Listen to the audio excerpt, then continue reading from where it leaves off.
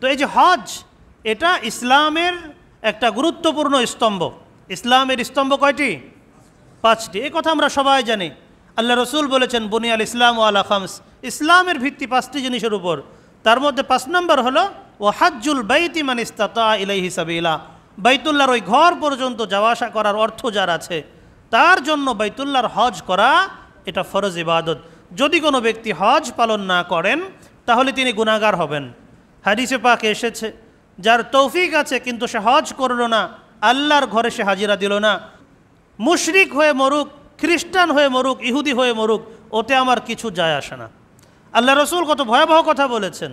তিনি বলছেন যার তৌফিক থাকা সত্ত্বেও সে হজ করল না, ও খ্রিস্টান হয়ে মরুক বা ইহুদি হয়ে মরুক বা মুশরিক হয়ে মরুক, ওতে আমার কিছু যায় আসে না। এজন্য দোস্ত মোহতারাম, যাদের তৌফিক আছে, আল্লাহ তাআলা যাদেরকে সম্পদ দিয়েছেন, তাদেরকে অবশ্যই বাইতুল্লাহর হজ করতে হবে। আমাদের সমাজে আমাদের অনেক ভাই বোন এমন আছেন যাদের বাইতুল্লাহর হজ করার তৌফিক আছে, আর্থিক সঙ্গতি আছে, মহিলা হলে তার মাহরাম আছে অথবা মাহরামকে নিয়ে যাওয়ার অর্থ তার আছে, কিন্তু তারপরেও আমাদের অনেক ভাই বোন আছেন যারা বাইতুল্লাহর হজ আদায় করছেন না।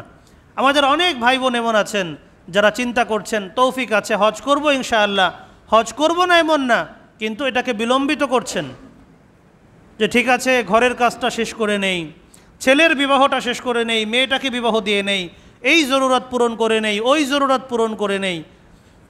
একটার পর একটা জরুরত সামনে আসছে এবং তারা সেটা পূরণ করার জন্য উদগ্রীব হচ্ছেন, একটার পর একটা তারা জরুরত পূরণ করছেন, কিন্তু বাইতুল্লাহর হজ এটাকে তারা বিলম্বিত করছেন। দেখুন, বাইতুল্লাহর হজ এটা কিন্তু খুব একটা সহজ না। এখানে শুধু যে আর্থিক ইবাদত তা না, শারীরিক সক্ষমতার ব্যাপার আছে। হজের মধ্যে শুধুই আর্থিক ব্যাপার স্যাপার না, শারীরিক ব্যাপার স্যাপার আছে। আপনাকে সাফা মারওয়ার মাঝে সাই করতে হবে, মিনায় যেতে হবে, মুজদালিফায় যেতে হবে, আরাফায় যেতে হবে, এবং গাড়ি পাওয়াটা খুবই কষ্টকর হয়, বহু পথ হেঁটে পাড়ি দিতে হয়, শক্তির মাসালা আছে। এজন্য শক্ত সবল থাকতে হজ করতে হবে। যদি কোনো ব্যক্তি হজ বিলম্বিত করতে থাকেন এবং তার হজ করার আর তৌফিক না হয়, তাহলে তিনি ওই গুনাহ নিয়ে কবরে গেলেন।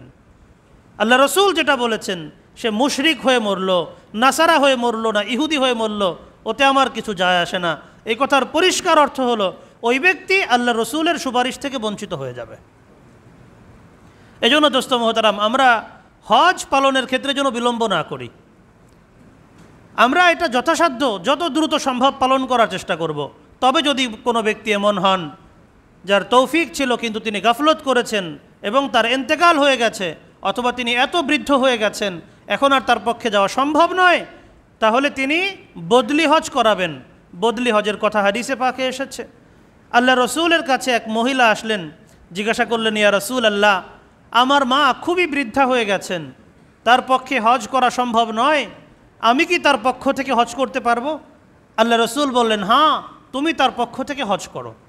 এজন্য আশা করা যায় যাদের বয়স হয়ে গেছে অথবা যারা ইন্তেকাল করেছেন, যদি তারা ওসিয়ত করে গিয়ে থাকেন অথবা তৌফিক থাকা সত্ত্বেও হজ না করে থাকেন, তাহলে তার সন্তানাদি যারা আছেন তারা যদি বদলি হজ করিয়ে দেন, তাহলে আল্লাহ রাব্বুল আলামিন ওই ব্যক্তিকে মাফ করবেন, আশা করা যেতে পারে। এজন্য আমরা এই বিষয়ে যত্নশীল হওয়ার চেষ্টা করব ইনশাআল্লাহ। এই যে হজ যদি করা হয় তাহলে ফজিলত কি হবে?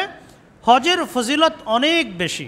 আল্লাহ রসুল সাল্লাল্লাহু আলাইহি ওয়াসাল্লাম ইরশাদ করেছেন, আল হাজ্জুল মাবরুর লাইসা লাহু জাযাউন ইল্লাল জান্নাহ। আল্লাহ রসুল বলছেন, হজে মাবরুর অর্থাৎ যেই হজ কবুল হয়েছে, যেই হজ করার সময় কোনো অনিয়ম করা হয় নাই, কোনো গুনাহ করা হয় নাই, হজের কার্যক্রম যথাযথভাবে পালন করা হয়েছে, আল্লাহ রসুল সাল্লাল্লাহু আলাইহি ওয়াসাল্লাম বলছেন ওই হজের একমাত্র প্রতিদান হলো জান্নাত।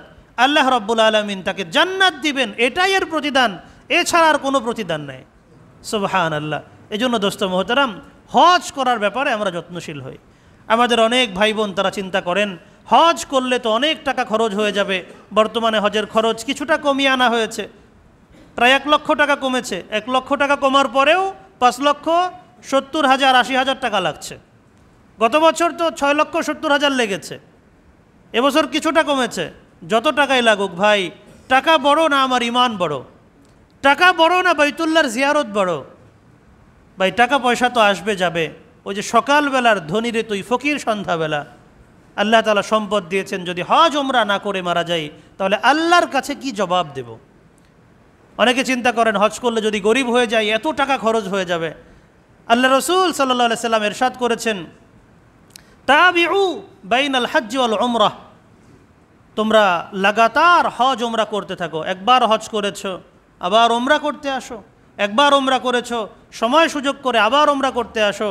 তোমরা দারিদ্রতার ভয় করো না। হজ ওমরা এই দুটো বিষয় দারিদ্রতাকে সেভাবে দূর করে দেয় যেভাবে কামারের হাপড় লোহার ময়লা দূর করে।